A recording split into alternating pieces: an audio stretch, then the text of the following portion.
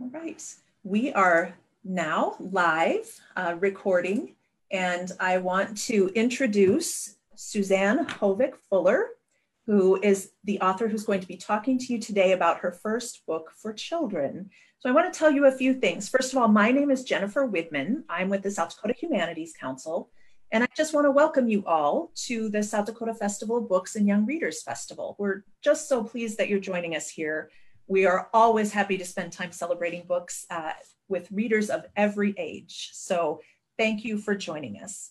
I do want to mention just very quickly that the festival would not be possible without the very generous support of many organizations and individuals who donate to us and sponsor us. We have a little festival guide publication that some of you may have seen, and all of the donors are listed on the back. You can also find them on our webpage, which is sdbookfestival.com. And we have a few of those that are special donors who gave money so that we could provide books to some third graders around the state by Allison McGee. And those are First Bank and Trust, Black Hills Reads, and Northern Hills Federal Credit Union. The Young Readers Festival includes about a dozen authors and illustrators of children's books and young adult books. If you want to buy books by any of these authors, we are going to have buttons on our website, sdbookfestival.com, that will take you straight to some bookstores that are selling those books online. And of course, you can also find information on under every author's entry on our festival website to find out who their publishers are and where you can get those. So keep an eye out for that.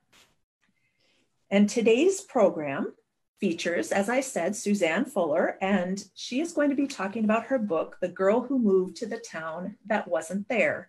So you might be curious as to how you could move to a town that wasn't there. Well, she will let you know. So let me just tell you a few things about Suzanne. She is an award-winning journalist. She has worked as a staff writer, a women's page editor, and an investigative reporter for the Minneapolis Star newspaper. She taught journalism at Kentucky Wesleyan College, the University of Sioux Falls, and the University of South Dakota. She now volunteers for nonprofit organizations serving children, families, and the arts in South Dakota and Hawaii. And she has just published, as I said, her first children's book. She and her husband, Larry, live in Sioux Falls. And today she is with you wherever you are watching from in the state. And Suzanne, I would like to just let you take it away and tell us about the girl who moved to the town that wasn't there. Thank you, Jennifer. I am delighted to be here. This is one of my favorite events. And I am so pleased that this Young Readers program is getting the attention it is. The Young Readers are the ones I wrote this book for. I was doing research on the family genealogy at the Moody County Museum, and I came across the bound copies of the Egan Express from 1880 to 1881. I was doing family genealogy, and I soon found myself not even thinking about the family. I was so interested in this town and how it was building and how it was growing. And my first thought, and this is an honest statement, my first thought was, I need to write a book for South Dakota children so they know how the state was set up, how the towns were built, and the people who came there.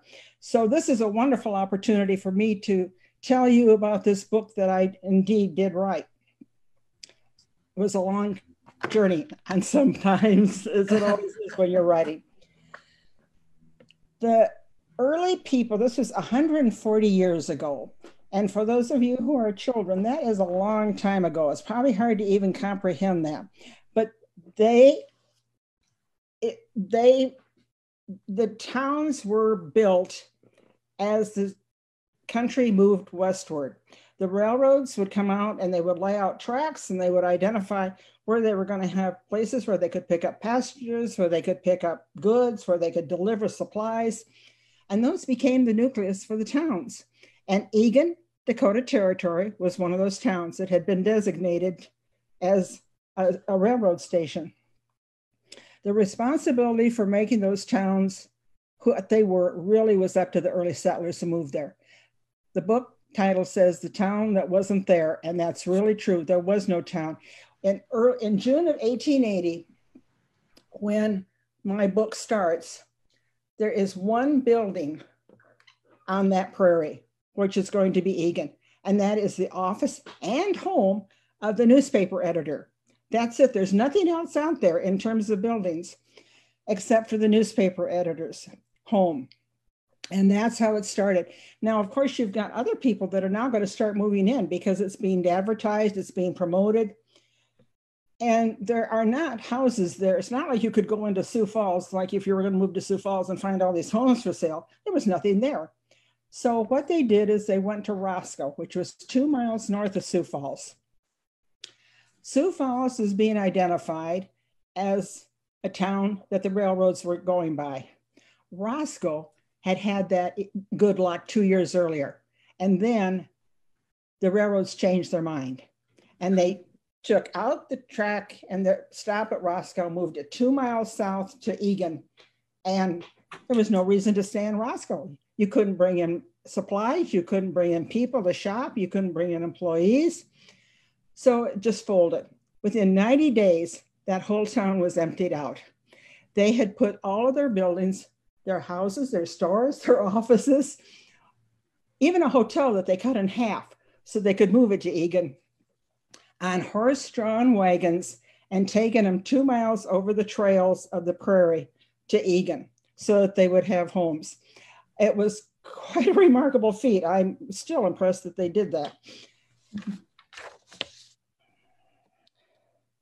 My grandfather, my great-grandfather actually, was hired as the grain buyer for the elevator in Roscoe. And I wasn't setting out to do this a biography of my family, but what it offered me was the opportunity to create a family. I had a mother, a father, a big sister, and a 10-year-old. And I was going to build my family in this book around the family and my family. So I started out doing that, and it worked. I think it worked quite well. It was a fictitious family, except there are many things in there that are actually true. This whole story is really history in the making. W.S. Coban was the first editor of the paper, and he was followed 6 months later by George Lanning, who was the second editor. And they were enthusiastic supporters of this little town. This little town could do no wrong. They promoted it. They were cheerleaders for it. The editor in the book comes across as a major cheerleader. And that wasn't because I created it that way. It was because that's who he really was. He was a cheerleader for the town. He would exhort people. I had never heard the word dooryards before. He would exhort people to clean up their dooryards, or else people will think we're not an efficient, prosperous community. Well, it's the area outside your front door, your backyard. What did I know? But that's what they were. So he was on the ball. He wasn't going to let anything go by. I wanted to, as they were moving down there, I wanted to make sure that I am very detail oriented, very visually oriented. So I wanted to set up a map of the downtown area of this new town, Egan. So I drew a map. The main street's called 3rd Street. I drew that. It went from the grain elevators down towards the river, and it had the cross streets and the whole thing. And so after the first couple editions of the paper, I put in the stables, the saloon, the hotel, the grocer, the dry goods, all the little businesses and stores that had set up along there. This is great. This is going to be so cool. I'll use it in my book. Except the next week I went back and things had changed. We're now new people in those buildings. Old people had moved on. They had moved across the street. After about 3 weeks of that kind of activity, I gave up. And there's no business district map in my book of Egan. Though I had better luck charting the storms. That the first blizzard came October 15th. And it was horrible. It was absolutely horrible. People were caught out in it. Trains were stalled. It was a terrible blizzard. And by December, this was a pattern that kept going. They had just a horrible winter. The editor called it what it was, the winter of perpetual elemental fury. And it was. You had a hard time telling when one storm started and the other storm ended. So I started charting them. I have charts in my book now, that little red dots all through those months of when a storm came through, so I could get a feeling for what was really happening there. When I finished that draft, I went back to those 4th and 5th graders in Overland Park, Kansas that I had used and asked them to give me some feedback and what I could do. And they had plenty of ideas on what I should be doing. And they were just terribly helpful. And then they gave me a whole stack of questions they wanted answered. So I thought, if I'm talking to 4th graders and 5th graders, I might know more what they want to know if I use the 4th graders and 5th graders question from Overland Park, Kansas. So that's what I'm going to do today. I'm going to tell you their questions, not all of them because I had a stack of them, but I picked out some and I will ask those questions and then I will answer them and hopefully will be of interest to you. Why did I want to write about 1880? Well, that was because that's when the town started and I wanted the book to start when the town started. That was where my information started. I didn't have to do any more filtering or sifting of stuff. That was it. And I also wanted to give credit to, I wanted people to see over the time, the kind of work that Mr. Coban and Mr. Lanning had done. I don't know if you know how newspapers used to put together, but they had metal frames that were maybe that long and that tall. I'm not doing a very good job of that, but they stood in front of a big wooden case that had all the letters of the alphabet in it in metal type. And so they would go the word the, okay, T, H, E, T, O, W, and they would put them in these metal cases. They had to build every word, every sentence, every paragraph, every story, letter by letter. And you've got to think of the mind-boggling work that was, but they did it and they did a good job and they were very, very enthusiastic supporters of the town.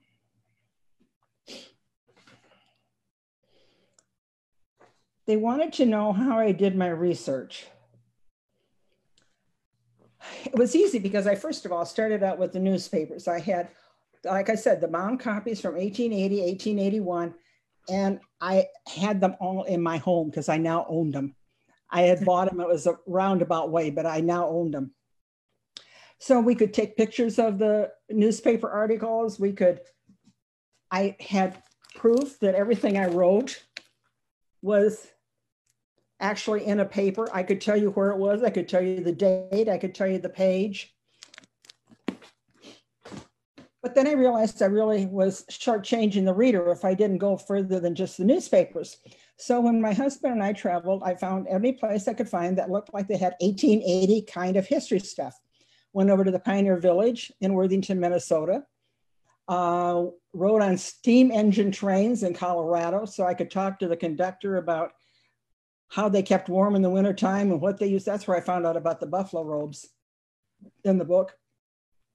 Then my great-grandfather had been captured at Bryce's Crossroads by the Confederates when he was in the war, and then had been taken to Andersonville Prison, which was a horrible prison in Georgia. And so we went to Bryce's Crossroads, we went to Andersonville so I could be where he had been. And then I was at a wedding in Virginia, and antique shops are sometimes hard for me to pass up. So I'm in this antique shop and I'm looking at old books, and here is a grammar school arithmetic book. So, okay, well, that sounds like it could be of the time. I opened it up. It was from the early 1880s, and I'm just paging through it, and whammo, out jumps a question for a problem, a math problem about Dakota Territory and the state of Massachusetts. If the Dakota Territory has got so many square miles and Massachusetts has how many square miles, how many states of Massachusetts could you put into Dakota Territory? I thought I had hit the jackpot. All the research that I'd done, I really, really love that. That was just great. And it's in the book, as you might assume. I also examined photographs of that time. They didn't have to be personal photographs. I looked them from collectors. I looked at them in museums. What did they show me? And I'm not looking at the overall picture. What I'm trying to look at is details. What do the roads look like? Are there ruts? Are they muddy? Are there animals jumping around the feet of the transportation animals? What about on the walls? Are there photographs on the wall? That's okay if there's a photograph, but what's in the photograph? Does it show something detailed about that room, about those people? So I really, really went over photographs. One of my favorite discoveries is I'm going through old family pictures, and I have this wonderful picture of, this is Virgie here and her older sister, who's 4 years older. And I'm thinking, oh, that's a nice picture. And a couple of pages later, I come across this book page of just Virgie. She's now got bangs. And so I can now put in a bang incident, part of the story and have it be true. That was the kind of thing I was looking for.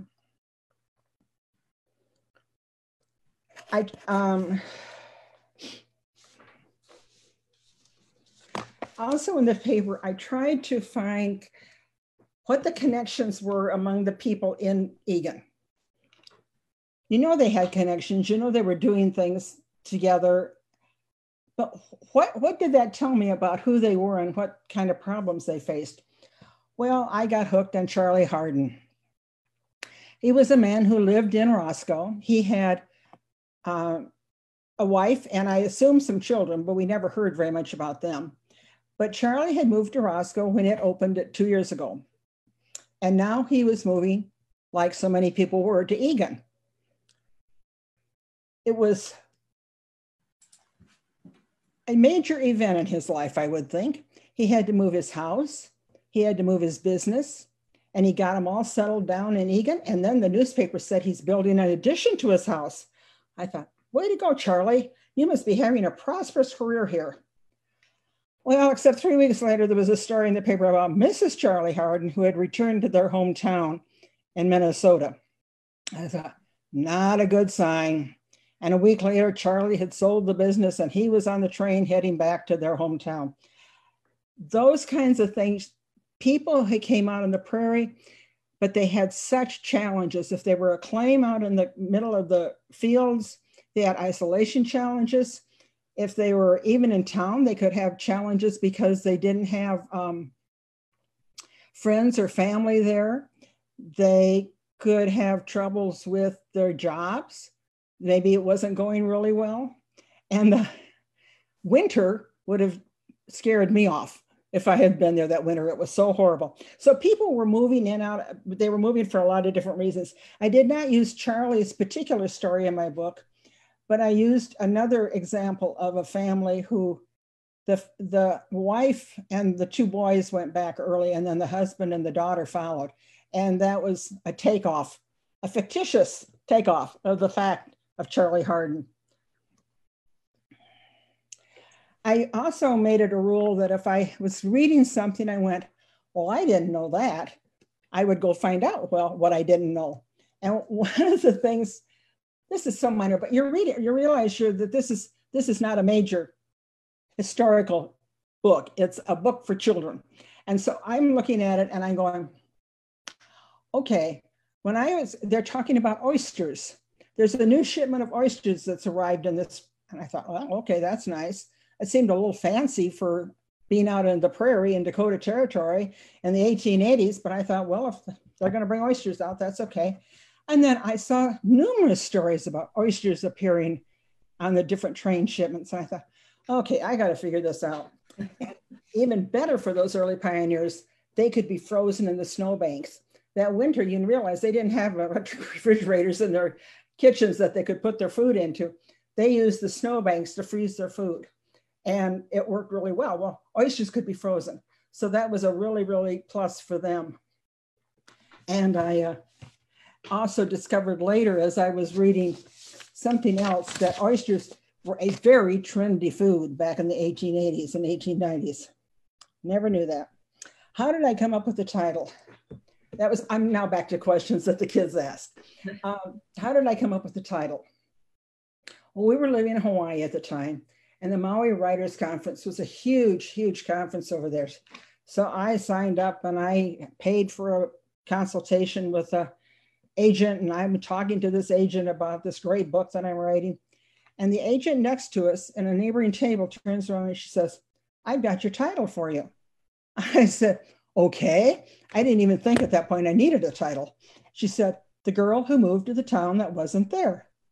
And I went, "My gosh, can I use that?" And she said, "Yes." So that's the name of my book. It never wavered after that. The kids in Kansas wanted to know how many changes I made in the book. Well, I couldn't have kept enough sheets of paper to count that up, because when you're a writer, you're always making changes. You go back and you read the original, you go, "Oh shoot, that was a bad word. I can use a better word here." Or, "I need to flip these paragraphs around so they make more sense, so that they flow better." And I made lots of changes. And I hired people to be proofreaders for me, so I would catch as many mistakes as possible. I had several people who acted as early editors for me. My two really good editors that I had, that I absolutely have incredible, well, they were all good, but these two were at the end, so they were carrying the heavy load. One was Eric Brown, who's with the book production company in Golden Valley, Minnesota. And he was super. I was a little nervous because when I got my first email from him, after he had gotten my first draft, he said, "I want you to cut about 2,200 words from this." And I went, "Oh my gosh, I can't do that. That's impossible." But I thought, okay, well, he's getting paid to do this, so I will see what I can do. I cut 800 and I sent it back to him and I said, "Okay, what else now do you want me to cut?" And he said, "Nope, this is great. It improved the book. It's what I wanted. And you don't have to cut anything else." In fact, then he started adding stuff for me to add. So it wasn't the number that he was looking about. It was the quality of the writing he was working in. My second really good person to help me was Linda Hazelstrom, who's a very well-known author and poet in South Dakota. She lives near Hermosa. And she has a writing workshop. And I went out to 2 or 3 of them. And at the very first one, I learned a very valuable lesson. And that is the value of silence in the creative process. She has, every participant out there has their own bedroom. And in the bedroom she only has 3 or 4 people at a time. In the bedroom, she has a window that looks out on her ranch land. It's beautiful. And a desk for your computer, a chair, and then a big easy chair as well as the bed. And you sit there, and there's no TV in the building. There's no radio. There are no loud conversations. There's no conversation pit outside your window. It is purely quiet, except for the insects, the birds, the grasses rustling, the wind blowing. It is marvelous. And so you sit there and you think, and you're having this problem. My problem was my 10-year-old main character. I had kept my grandmother's name, who was actually a 10-year-old girl who moved there at that time. She was actually there. And her name was Virgie. And I was not going to change my grandmother's name. But I knew that I'd already seen that there were some problems with some kids with the name of Virgie. So I thought, okay, I've got to deal with that. And so I sat there for maybe an hour, just thinking, watching the grasses wave, and the subconscious came up with the answer. And I found that happen several times. Linda really recommends that you have a quiet writing space in your home. And I have done that since I've come back. And it really does help. The value of silence in the creative process cannot be overestimated. It was absolutely a mind opener for me. Have I ever been out of thoughts? No, I had so much material to work with. My main problem was keeping it down to a reasonable amount that the kids would want to read. I like to put myself in the place of where I'm writing. And so I can generate ideas out of that situation. It's almost, I kind of feel like I'm in a play or a movie when I'm doing that. And I'm visually there. I can hear the sounds. I can figure out what's going on. And it's kind of like a movie. And they asked if I brainstormed it. And I went, no, I don't brainstorm except internal brain. That's the only way. Did I like to read when I was a child? Absolutely. The biggest disappointments of my day were when my folks told me I had to put down the book to come eat dinner or lunch. My dad always brought books home when he traveled. Is writing fun? Absolutely. I absolutely love it. It's like a puzzle. And, you know, you start putting it together and you get this book going and you get this story going. And all of a sudden you realize, oops, I got to take care of this at the end of the story before I get there, or I got to start this and then wrap it up. So it's all nothing sits alone in a book. It all is interacted and interwoven. And that was a fun challenge. I also used heirlooms to help me write and to get creativity going, and that was just plain fun. For example, I had old sleigh bells. And so I would sit there when I was writing about the snow and what they were doing, I'd sit there and jingle these sleigh bells, and it's amazing. Your creative mind can pick up on sounds like that. I also had a lovely little silver bell that has a horn handle. I don't know if you can tell that on the, probably not, but that's a horn handle. And this becomes an important part of the story with Virgie and her very best friend. The beautiful cover of a book. Now that's not a major thing, but it really can make a difference in your book. Virgie receives this book. It's a book of Longfellow poems, and she receives it for her birthday. No, maybe it's Christmas. Oh shoot, I'm sorry, I can't remember. But she gets it as a present.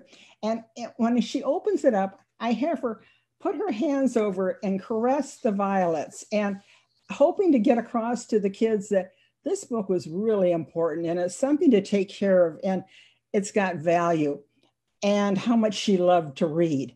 So I did that. I also had, this is an autograph book. Back in the 1880s, it was a big fad on the East Coast. And so of course the people in Dakota Territory picked up on the fad on the East Coast and bought autograph books also.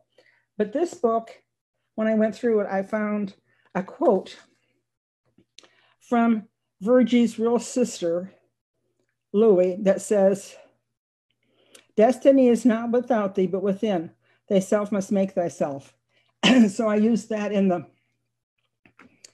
my book, and it's such a special thing, and I hope that what I'm trying to do is add authenticity to this book, that it's not all just made up, it's not all fiction, but there are real things with real people in the book, and this is one of them. This goes back to well, you don't need to see that. But anyway, it's the South Dakota. God, this book is really falling apart. It's the Massachusetts Dakota Territory math problem is in this book. I also used, my mind can go different ways when I'm trying to create a story or do something. And when I was Virgie does not want to move from Sioux Falls to Egan. She's put up a strong argument to her folks for folks say, nope, we're moving. We'll give it 1 year. If after 1 year, Egan is not our town and we're not happy, we will move on. Well, Virgie thinks, okay, I've got to have a way of keeping track of that. She doesn't have a cell phone. She doesn't have a nice big calendar she can use. So she's going to create her own calendar with a piece of paper and little hash marks on it so that each one equals a week. She wants it to be a secret. She doesn't want anybody else to know about it. Well, where can she keep it? She has a very small bedroom. It's got a single bed, a barrel with wool clothes in it, and a shelf. So I'm sitting there thinking, okay, where can I have Virgie hide her calendar? Well, you're going to really wonder about where my mind goes sometimes. But when I was a teenager, before I was a teenager, when I was a young teenager, I was babysitting. Oops. And I had babysitting money I wanted to keep so nobody would know about it. It was my secret stash. And I had a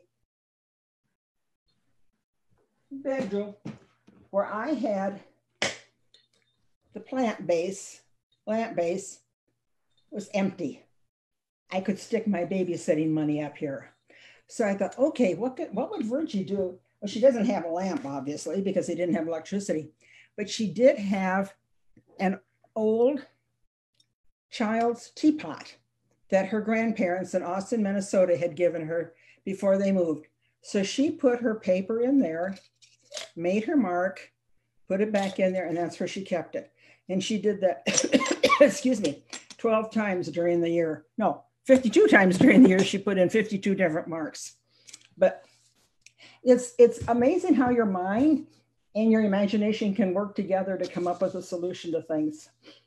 What were my favorite subjects in school? English and history. In 7th grade, I wanted to be a journalist.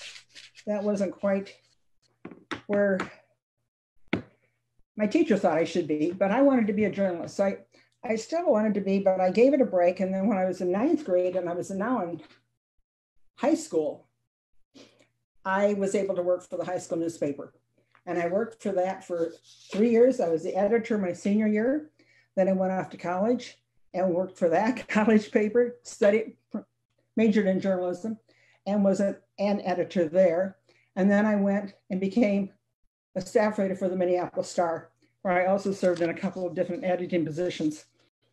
So you can see why I'm going to bound newspaper copies for my inspiration for everything. That's who I am. That's where I come from.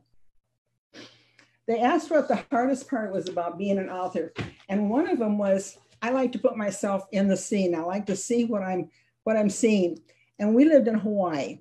So I'm sitting in my den and I'm looking out the window and I see sandy beaches, blue ocean, green palm fronds. And I'm trying to write about tiny particles of ice hitting the window of the schoolroom and the wind that is whipping the snow across the prairies. That was a stretch, but I made it work because what I did is I found that if I shut the doors to the den almost completely, I could channel that little trade wind a bit and it would feel cooler.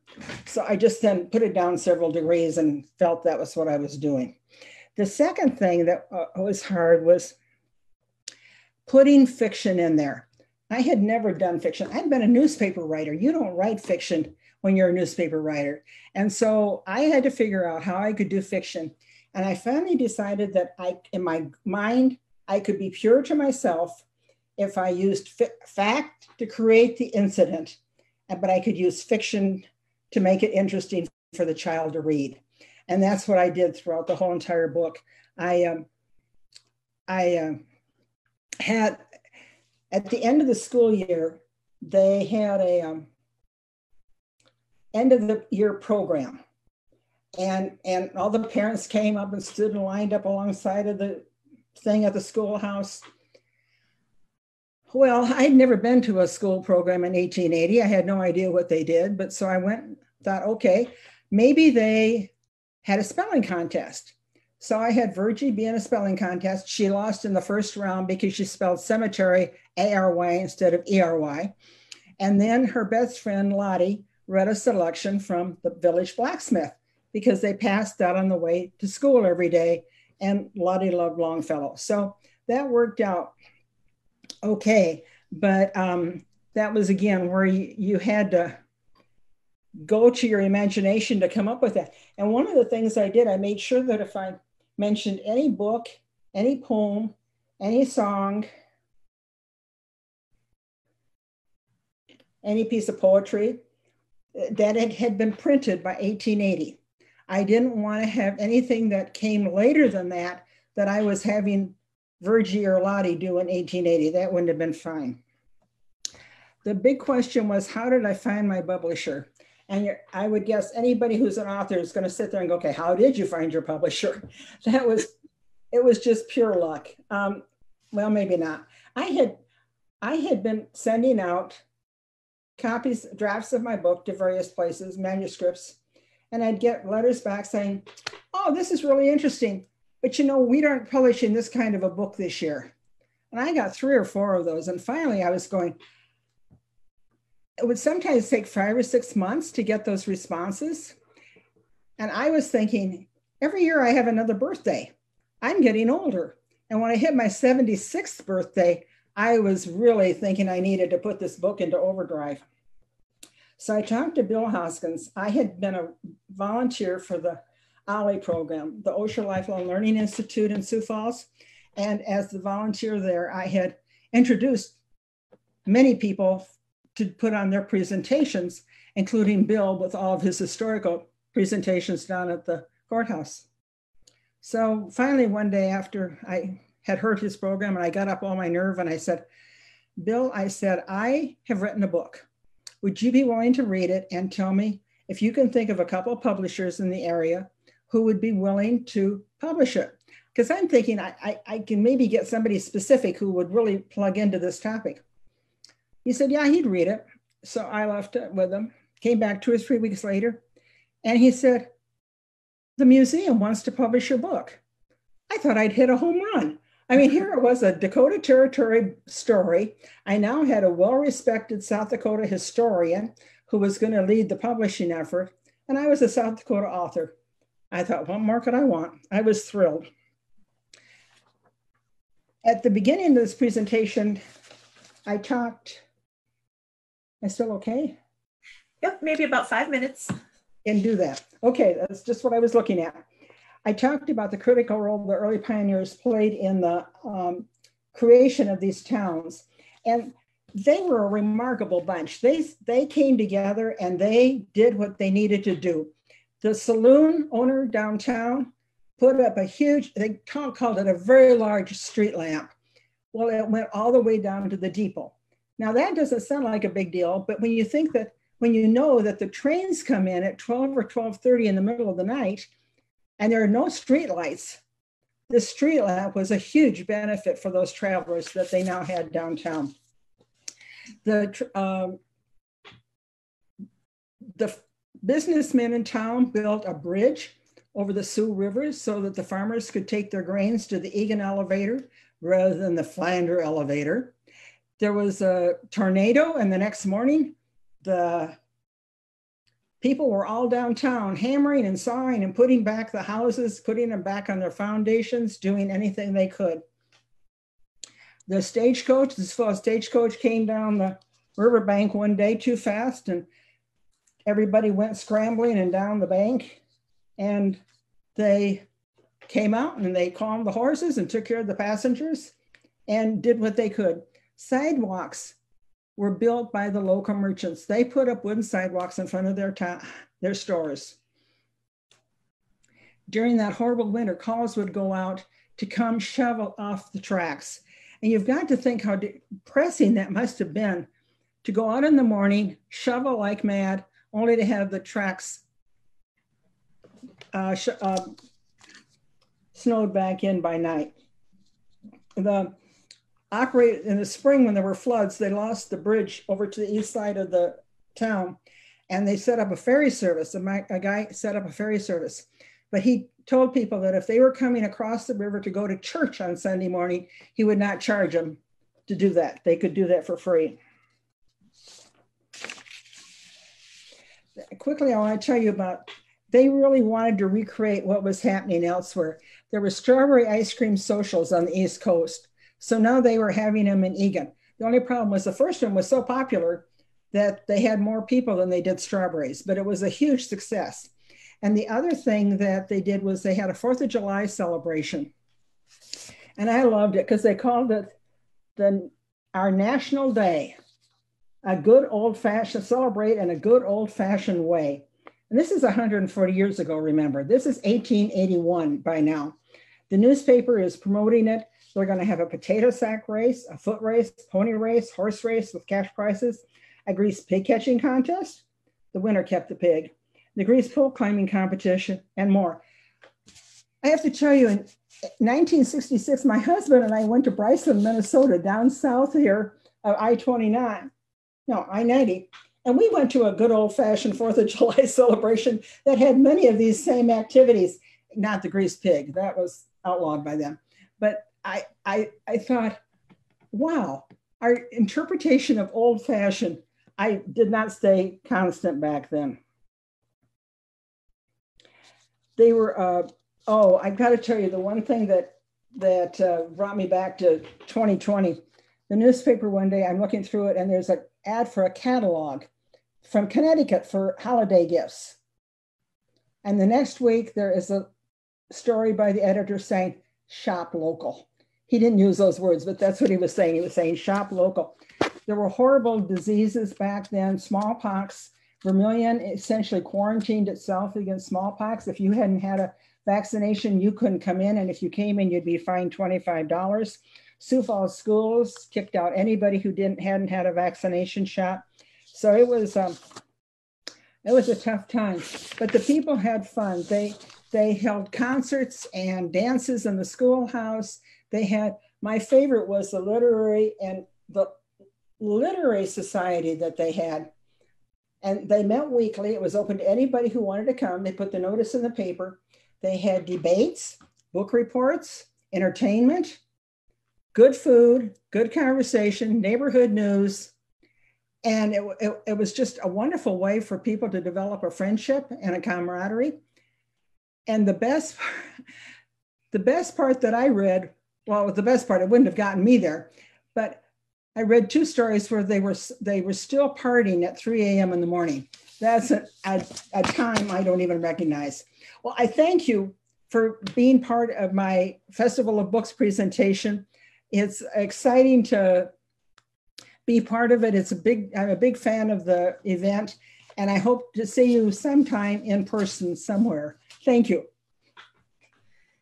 Thank you, Suzanne, for being with us and for telling us a little bit about your book. And again, if anybody is interested, it is called The Girl Who Moved to the Town That Wasn't There. And I believe you can buy it at the Old Courthouse Museum store. Is it out right now? Yep, it's there. So if you're in the Sioux Falls area, or I bet you could go to their website and find out some more things about it too. So thank you so much, Suzanne. And I hope that everybody who's watching will check around on our website and find some of our other presentations by authors for children and readers of every age.